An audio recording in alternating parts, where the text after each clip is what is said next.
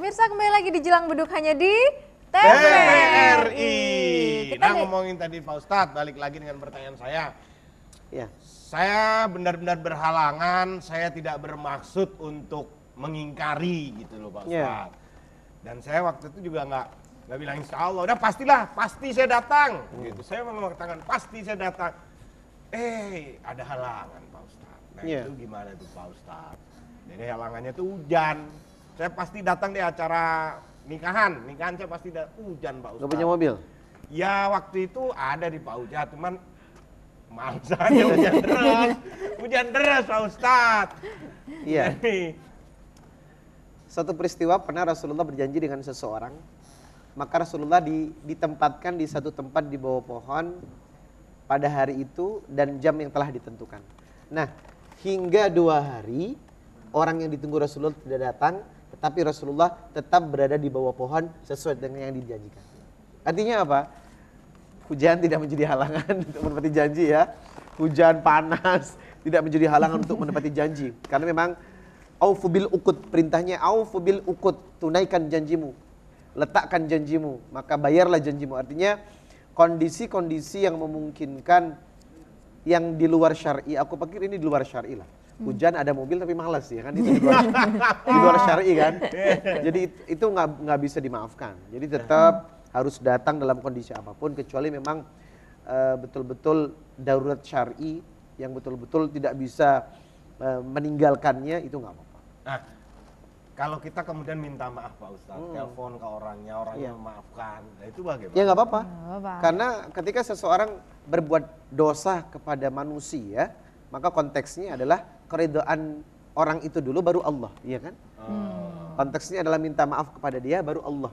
Karena Allah tidak akan mengizinkan atau menerima maaf kecuali kita mendapatkan izin dari orang yang kita zalimi. Oke. Iya. Jadi ini Pak Ustadz, ada anak-anak ini dari band mau nanya juga. Ya, silakan. Silakan. Assalamualaikum Pak Ustadz. Waalaikumsalam. Iya mau tanya nih, kalau misalnya ada teman yang ngajak pergi, tapi kita tuh kayak dalam hati, aduh sebenarnya males nih pergi. Terus kita jawabnya, ya insya Allah ya.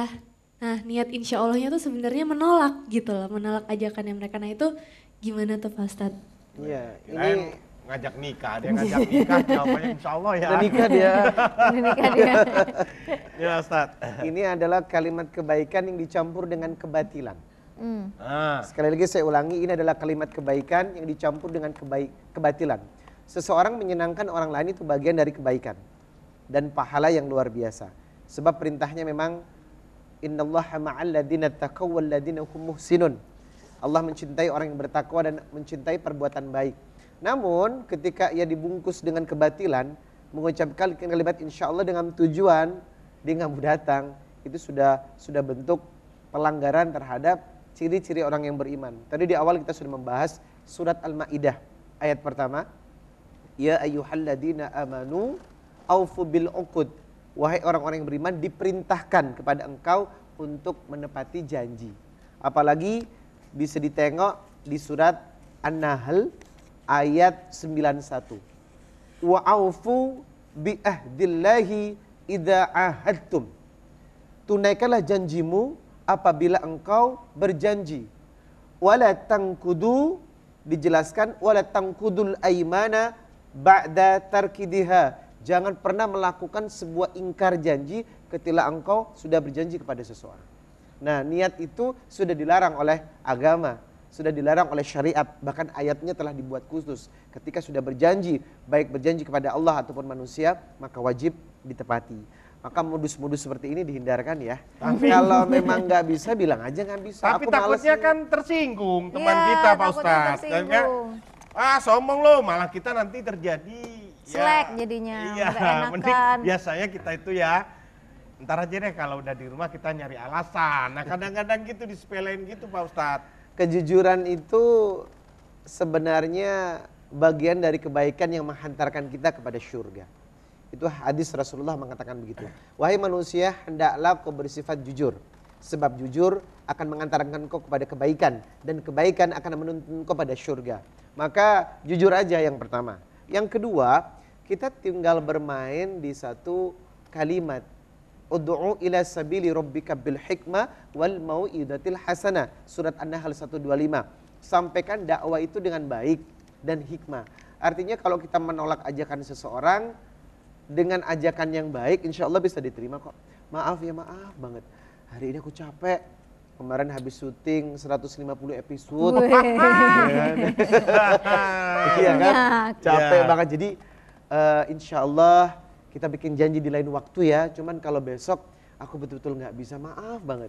Mudah-mudahan kamu bisa memahami kondisi saya. Insya Allah ngerti nggak? Tapi jangan seperti Akbar. Ya Pak kan? Ustadz. Ya. Manis di bibir, datangnya, oh iya datang. Santai aja datang, ditunggu nggak datang. Ada juga nih Pak Ustadz, kadang kan kita janji ini beliin istri mah, ntar ada rezeki beliin kalung lah. Nah, apa begitu gitu. ada rezeki, Ya kalau ada rezeki saya beliin, ternyata nggak ada rezeki Pak Ustadz. Masya Allah. Udah kadung janji tuh Pak Ustadz. jangan sampai sikap kita masuk dalam kategori sikap yang dilarang oleh Rasulullah Sallallahu Alaihi Wasallam. Ayatul munafik thalathun. Ya, ciri-ciri Ayatul orang munafik munafik ada 3. thalathun. Maka orang munafik itu letaknya di kerak neraka jahanam. Masya Allah. Ayatul munafik thalathun. Munafik itu ada 3. Yang pertama, idza haddatsa kadzab. Kalau berbicara selalu dusta. Bohong ya. Ya kan? Salah. Kok sini? Kesana dong. Ya, idza haddatsa kadzab. Yang kedua, wa idza wa'ada akhlaf.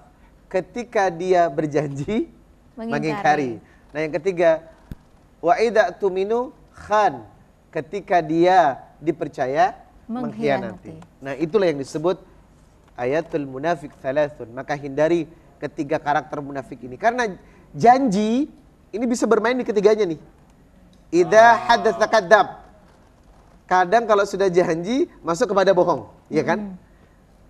Wa idza wa'ada akhlaf. Ketika dia dipercaya, biasanya ketika dia berjanji tidak ditepati. Dan yang ketiga, wa idza tuminu khan, ketika dipercaya dia mengkhianati. Janji itu berada di tiga ikatan ini. Maka seseorang yang berjanji biasanya terjebak kepada 3 nih. Kalau enggak bicaranya dusta, kalau enggak dia mengingkari janjinya, kalau enggak dia dipercaya mengkhianati. Hati-hati. Berarti bisa jadi kita itu juga termasuk ke dalam yang munafik. Iya, betul. Tanpa kita sadari. Haddatsa kadzab. Kalau berbicara dusta. Iya kan? Bilang mau datang, Nggak enggak jadi. datang. Jadi Ya kan? intinya jangan mudah berjanji lah ya Pak Betul. Ustadz. Kalau merasa belum mampu ya jangan Enggak mudah usah, berjanji. enggak gitu usah. ya. Iya, itu lebih Oke. baik. Baik Pak Ustadz, ada yang mau nanya lagi dari teman-teman? Silakan. Jadi saya mau nanya kalau Iya. tapi ini sebagai yang diberi janji gitu. Iya. Kalau misalnya kita diberi janji terus kita udah berharap banyak sama janji itu dan kita menagih janji itu pada orang yang memberikan janji. Nah, itu boleh apa enggak sih Pak Ustadz? Iya. Gitu aja sih. Justru ketika kita sadar ada pihak yang berjanji namun ia belum melaksanakan janjinya, diingatkan. Itu bagian daripada kebaikan. Coba buka surat Fussilat ayat 33. Wa man ahsanu qawlan mimman da'a ilallah wa amila salihah wa qala innani minal muslimin. Hendaklah kau berperilaku melakukan sebuah perkataan yang paling baik. Tidak ada perkataan yang paling mulia kecuali dakwah. Ya, wa tawassaw bil haqq wa tawassaw bis sabr. Berdakwah dengan kebenaran dan kesabaran bagian dari komitmen seorang mukmin dan sesuatu yang mulia di hadapan Allah. Maka ketika orang punya janji, bisa jadi orang itu lupa ya. Atau bisa jadi dia mengarah kepada perbuatan fasik, mengingkari janjinya. Maka perlu diingatkan, kan janji kemarin sama saya. Tapi kalau udah diingatin gitu dianggap tidak fleksibel, Maksudnya? jadi kita ngingetin, terus orangnya bilang, lu nggak fleksibel banget sih, masa iya lo nggak ngertiin? Oh iya, mungkin dia punya alasan saat itu ia belum bisa menunaikan janjinya karena faktor kekurangan uang atau nggak punya uang. Ya ngomong dong, ya kan? Saya cuma ngingetin aja, karena ini demi kebaikan kamu. Karena apa? Perintahnya memang wala tangkudul aiman ba'da. Jangan pernah mengingkari sebuah janji setelah beriman kepada Allah. Oh iya, tapi kita break dulu Pak Ustadz. Nah pemirsa, saya janji nih insya Allah setelah Yang mau ini lewat kita ini. balik lagi ya. di sini. Saya janji ya, ini ya. Pemirsa juga harus janji, jangan kemana-mana, tetap di Jelang Beduk hanya di TVRI.